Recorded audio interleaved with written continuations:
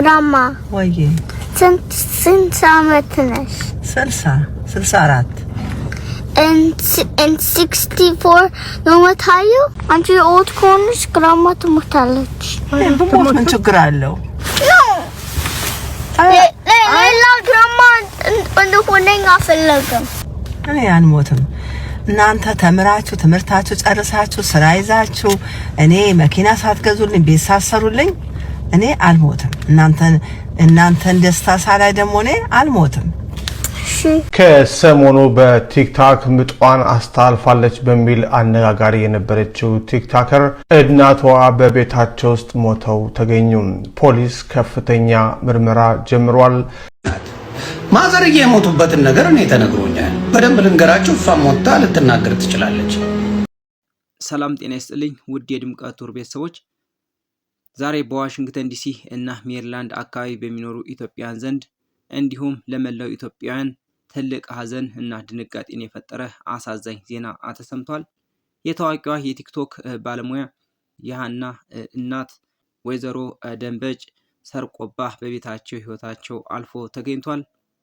ሙሉ መረጃውን ከዛ ሀበሻና የፖሊስ ምርመራውን እና የፍትሃት ስነ ስርዓቱ መርሃ ግብሩን አብረን እንመለከታለን። ታዋቂው ቲክቶከር ዮኒ ማኛም ወይዘሮ ደንበጭ ሰርቆባህ የሞቱበትን ህይወታቸው ያለፈበትን ምክንያት አውቃለሁ ሲል ተናግሯል። እነዚህንና ሌሎች መረጃዎች አካተን በዚህ ቪዲዮ ቆይታ የምናደርግ ይሆናል። ታዲያ ውድ የድምቀት ቱር ቤተሰቦች በቆይታችሁ ቪዲዮውን ላይክ እና ሼር በማድረግ እንዲሁም በየቀኑ አዳዲስና ትኩስ መረጃዎች እንዲደርሷችሁ ሳብስክራይብ በማድረግ የቻናላችን ቤተሰብ ይሁኑ እያል ቀጥታ ወደ መረጃው እናልፋለን።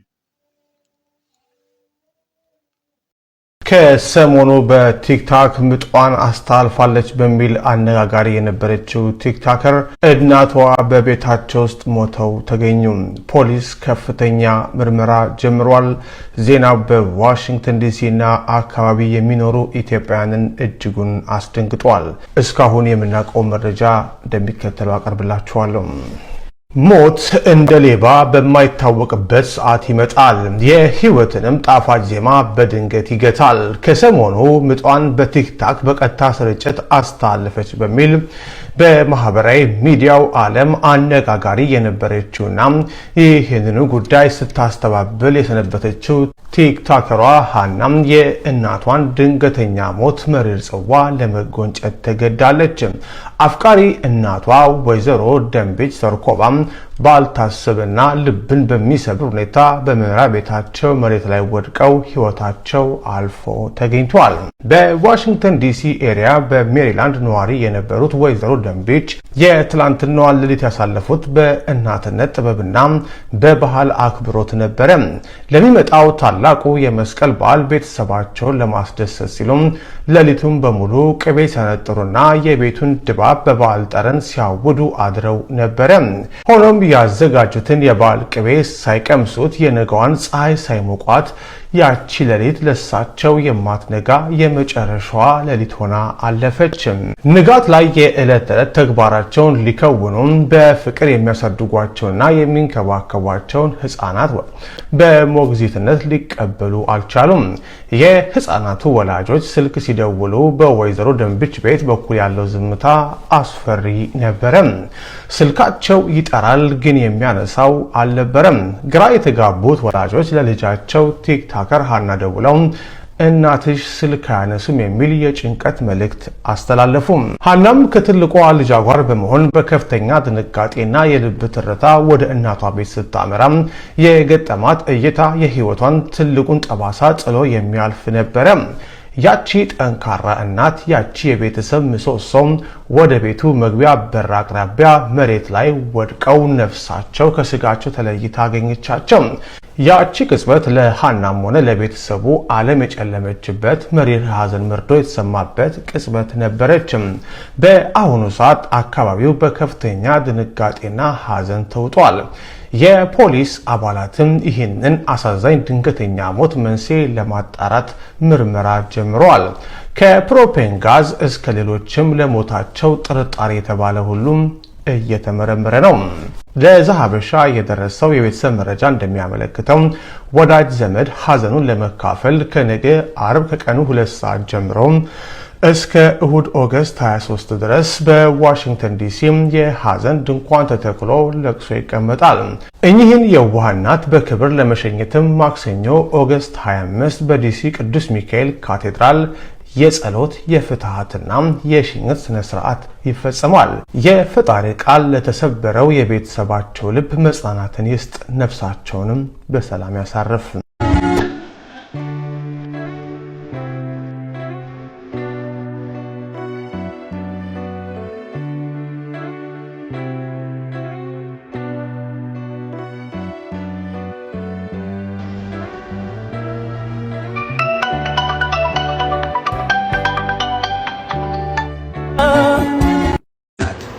ማዘርዬ የሞቱበትን ነገር እኔ ተነግሮኛል። በደንብ ልንገራችሁ፣ እሷም ሞታ ልትናገር ትችላለች።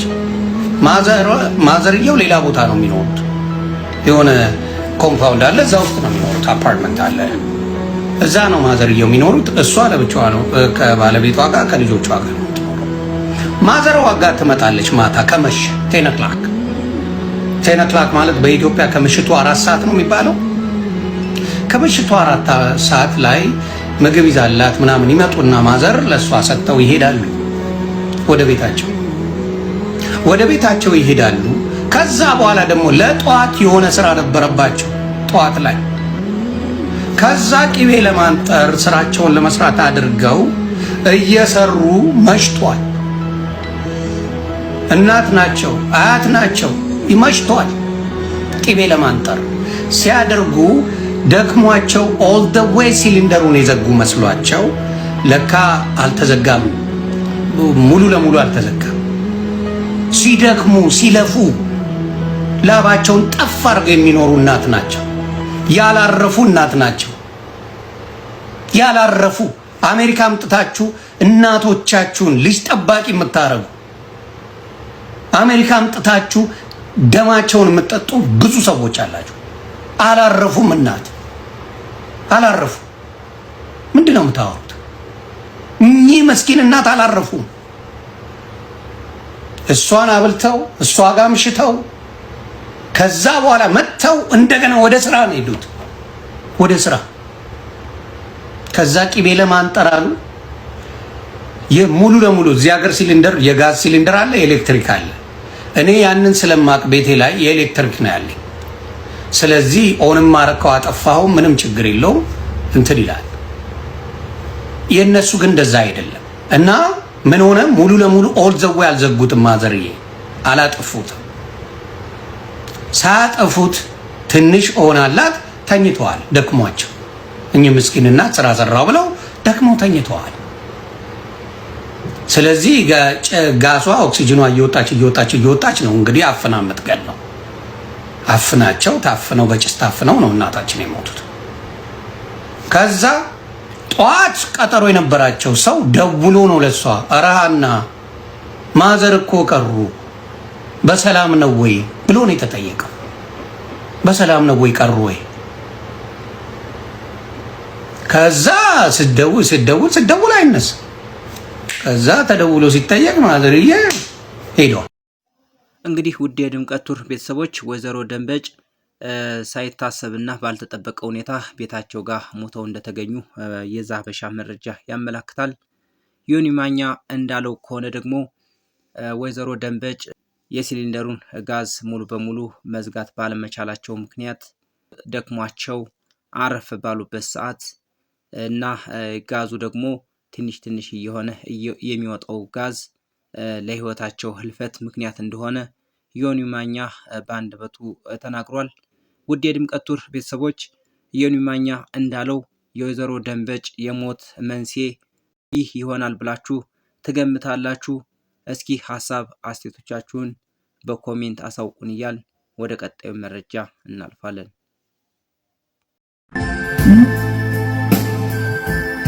ይህ ቤተሰብ ሊጠበቅ የሚገባ ቤተሰብ፣ ትልቅ ቤተሰብ፣ ፍቅር ያለው ቤተሰብ ነው።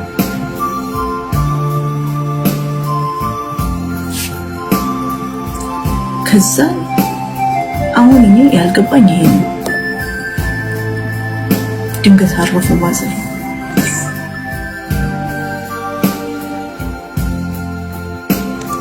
እና ይሄን እኔ እዚህ ቲክቶክ ላይ የሰው ነፍስ እንደሚጠነጠቅ በእናቴ ስላየሁት እናቴ ታማ ተኝታ የሆነችውን ስላየሁት በእናቴ ስላየሁት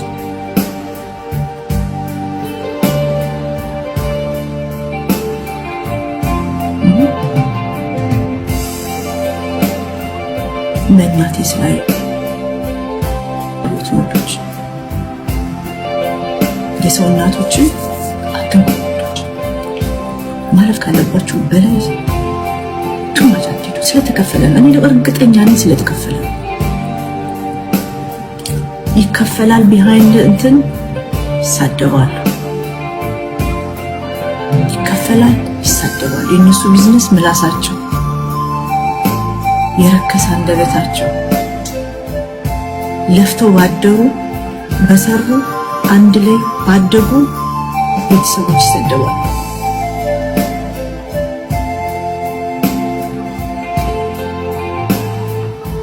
ሌላ እናት አለ በዚህ ኢንተርኔት ሌላ እናት ሞታለች። ሌላ እናት ለዘላለም ላትመለስ ተነጥቀናል። ወይ አውሪ ሊሊ አይ ዳጊ ውሸታም እያሉ የሚሉትን ሰዎች እኔ ላይቭ ገብቼ እንትን ምል ሰው አይደለሁም። ለምን ሲሰደቡ ዝም አልሽ ለምትሉኝ የት ሄጄ ልመልስ? ለምን አትስደቧቸው? እንዴት ብዬ ልበል? እንዴት ብዬ ላይቭ ከፍቼ አላውቅም። ስለዚህ እንደዚህ ነው ብሎ ለመናገርም እኮ ያስፈልጋል። አሁንም እኮ በቃ ሰው የተለየ አመለካከት እንዳለው ስለገባኝ ነው ሊሊ ቤት የገባሁት። እስከ ዛሬ ድረስ ካየኋቸው ሰው ትክክለኛ ነገር ስትናገር የሰማኋት ሊሊ ብቻ ስለነበረች ነው አስገብኝም ብያልኩት እሷን ብቻ ነው። ሌላ ተሳዳቢ ቤትማ እንዴት ገብቼ ላስረዳ ልንገር ብልስ ማን ይሰማኛል? አውቀው ሆን ብለው ነው ለመሳደብ ሰው ማዋረድ የፈለጉት እነዛ ሰዎች። ሳያውቋቸው እኮ ነው። አውቀው እኮ የሚያወራስ አንድ ሰው እኮ አልነበረም። በትክክል ሀኒ የወለደችው እንደዛ አልነበረ። ሀኒ በስነ ስርዓት ደግሞ ልክ በአንድ ወሯ እኮ ነው በ20 ወለደች፣ በ20 እናቷን አጣች። ልክ በአንድ ወሯ እና የሚሰማ ሰው ቢኖር ነበር። አሁን በእርግጠኝነት አሁን ወሬኛ አንቺ እስኪሰደቡ ዝም አልሽ ያልሽው ልጅ በእርግጠኝነት ይሄንን ነገር ይዛኔ ብለን ይሄንን ኮሜንት ጽፉ ነበር። ውሸታም ነሽ ትይኝ ነበር። እኔ ለምን ብዬ የምዋሸው ነገር የለኝም። ትክክለኛውን ነገር ነው የምነግርሽ። እዛ አካባቢ በስሟ የሚጠራት የለም ነው የምልሽ እናትየው። በስሟ የሚጠራት የለም። ትንንሹ ወጣቱ ራሱ የልጆቹ ጓደኛ አይደለም። ወጣቱ ራሱ የእናትየው ጓደኛ ነበር። ከሁሉም ሰው ጋር ተመሳስላ የምትኖር የምትገርም ድንቅ እናት፣ በቃ የሆነ ኢትዮጵያዊ እናት ታውቂያለሽ። ሰው በልቶ የማይጠግብ የሚመስላት እናት፣ ለሁሉም ሰው ጠብር ግፍ የምትል እናት። ከኢትዮጵያ እኮ ደውለው እንዴት ብለን አሁን እንደው ልጆቹን ምን አይነት ቃል ነው ብለን ለነሱ ልናረዳ የምንችለው? እንዴት ብለን ነው ልንነግራቸው የምንችለው ብለው እኔ እንደውም አረ የተሰማ አይመስለኝም እባካችሁ ተውሩስን። አሁንማ እዚህ ሰፈር ሁሉ ሰምቷል። በቃ ሁሉም ደንግጧል። የተኛ የለም እዛ እንኳን ኢትዮጵያ እንኳን ማለት ነው። ግራማ ወይ ስንት ዓመት ነሽ? 64 and 64 ነው መታዩ?